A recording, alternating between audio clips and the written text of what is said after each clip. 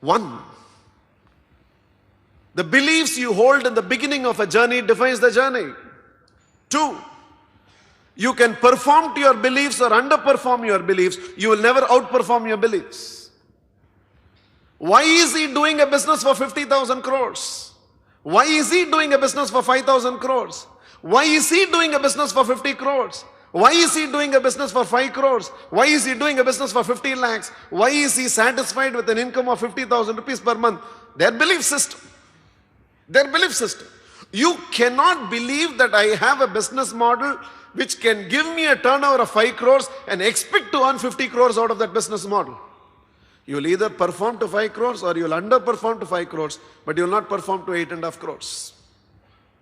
The power of your belief is such that you can either perform to your beliefs or underperform to your beliefs. You will never outperform your beliefs, which means if the results of my life has to expand, my beliefs have to expand.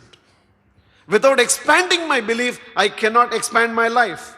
When mind opens, life opens. When mind opens, economy opens. When mind opens, the market opens. But only when the mind opens, and the only way you can open up your mind is we need to expand the beliefs with which we look at life.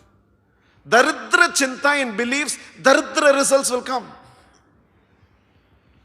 Abundance in your belief system, abundance will come. So as we step into 2010, the sort of results that you will produce, the sort of results you'll magnetize into your life. And you are a magnet, and your beliefs are magnet, and it's all the time magnetizing opportunities, resources towards you. You continue to keep believing. See, good people, no. Aajkal nahi milta hai. It's not possible anymore to get good people to build a... No, you don't get good people. Why? You can't see good people because your belief system is that there are no good people anymore. And yet your competitive organization continues to draw the best of the people, the best of the resources, and continues to keep producing results because some of his belief system is if you can build a good organization, good people love to come and work for you. His belief system is enabling him to produce the results he is producing.